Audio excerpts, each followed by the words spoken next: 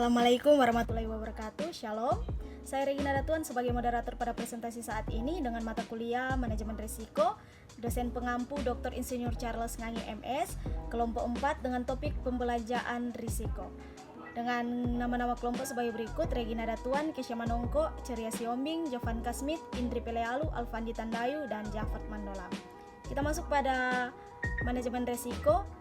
Menurut Hanafi 2006, risiko adalah bahaya akibat atau konsekuensi yang dapat terjadi akibat sebuah proses yang sedang berlangsung atau yang akan berlangsung atau yang akan datang. Risiko operasional.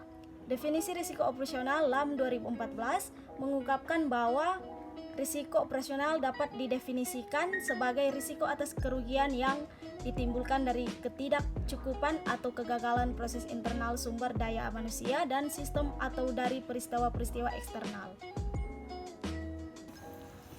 Menurut LAM, ruang lingkup risiko operasional terdiri atas risiko proses, risiko sumber daya manusia, risiko insidental, dan risiko bisnis. Bagian C, manajemen risiko berbasis ISO 31000. Beberapa hal penting yang harus diperhatikan dalam melaksanakan manajemen risiko berbasis ISO 31000 ini. Yang pertama, menetapkan konteks secara umum. Yang kedua, menentukan konteks eksternal. Yang ketiga, menentukan konteks internal. Yang keempat, menetapkan konteks proses atau prosedur manajemen risiko. Dan yang kelima, mengembangkan kriteria risiko. ISO 31000 merupakan standar yang berkaitan dengan manajemen risiko yang dikodifikasikan oleh International Organization for Standardization atau organisasi untuk standarisasi. Standar internasional yang menyediakan prinsip dan panduan generik untuk penerapan manajemen risiko. ISO 31000 dapat digunakan untuk organisasi perusahaan publik, perusahaan swasta, organisasi nirlaba, kelompok, ataupun perseorangan. Oleh karena itu, standar ini tidak spesifik bagi industri atau sektor tertentu.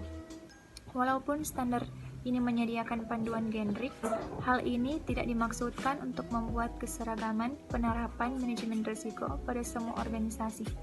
Perencanaan dan penerapan manajemen risiko akan tergantung pada kebutuhan yang bervariasi dari setiap organisasi, khususnya sasaran dari setiap organisasi yang berbeda, konteks, struktur, produk, jasa, proyek, dan proses operasi, serta praktik-praktik khas yang digunakan. Prinsip-prinsip manajemen risiko. A. Manajemen risiko melindungi dan menciptakan nilai tambah. B. Manajemen risiko adalah bagian terpadu dari proses organisasi. C. Manajemen risiko adalah bagian dari proses pengambilan keputusan. D. Manajemen risiko secara khusus menangani aspek ketidakpastian. E. Manajemen risiko bersifat sistematik, terstruktur, dan tepat waktu. F. Manajemen risiko berdasarkan pada informasi terbaik yang tersedia. G. Manajemen risiko adalah khas untuk penggunaannya. H. Manajemen risiko mempertimbangkan faktor manusia dan budaya penerapan. I. Manajemen risiko harus transparan dan inklusif. J. Manajemen risiko bersifat dinamis, berulang, dan tanggap terhadap perubahan. K. Manajemen risiko harus memfasilitasi terjadinya perbaikan dan peningkatan organisasi. Saat ini kita masuk dalam pembahasan yang pertama tentang pembelajaran risiko, yang berikut pendekatan pembelajaran risiko, dan yang berikut cara melakukan risk financing transfer and risk retention. Kita masuk pada pembelajaran risiko. Pembelajaran risiko merupakan cara pengadaan dana guna untuk memulihkan kerugian. Nah, jadi pemindahan risiko dapat digolongkan dalam dua cara, yaitu cara yang pertama, pengendalian risiko, dan cara yang kedua, risk financing transfer.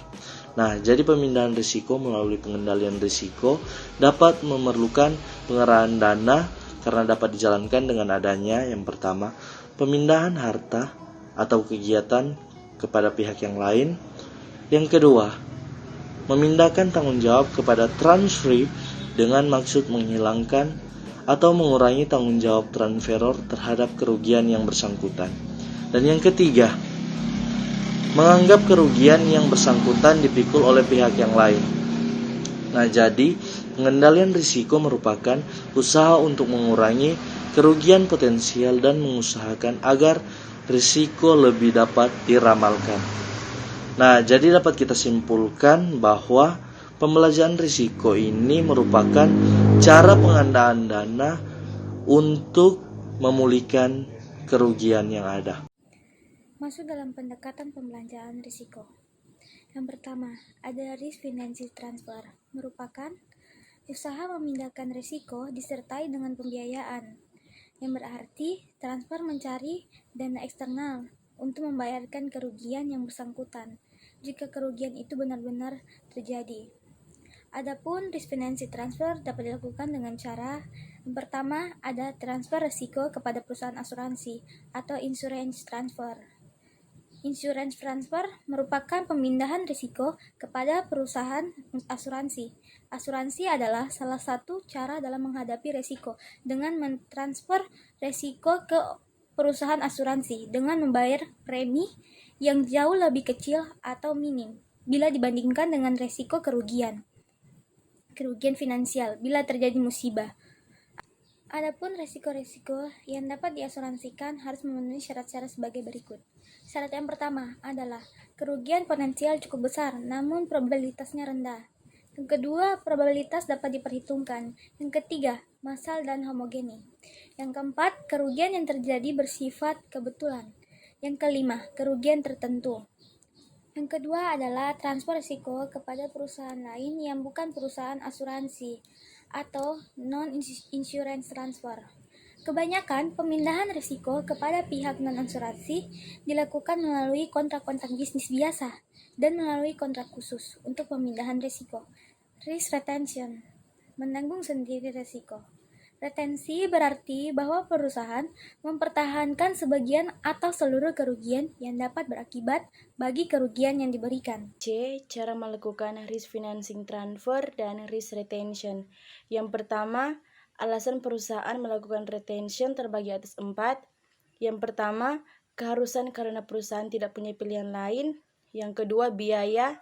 Yang ketiga, kerugian harapan. Keempat, opportunity cost. Yang kedua, cara penyediaan dana terbagi atas 4. Yang pertama, tanpa penyediaan dana sebelumnya. Yang kedua, membentuk dana dan cadangan. Yang ketiga, self-insurance. Yang keempat, captive insure.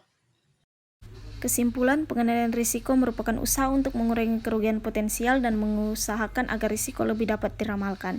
Pemindahan risiko dapat digolongkan dalam dua cara, yaitu pengendalian risiko dan risk financing transfer. Pemindahan risiko melalui pengendalian risiko tidak memerlukan pengarahan dana, karena dapat dijalankan dengan yang pertama, memindahkan harta atau kegiatan kepada pihak lain. Yang kedua, memindahkan tanggung jawab kepada transferee dengan maksud menghilangkan atau mengurangi tanggung jawab transferor terhadap kerugian yang bersangkutan. Dan yang terakhir, menganggap kerugian yang bersangkutan dipikul pihak lain. Demikian presentasi dari kelompok kami. Mohon maaf jika ada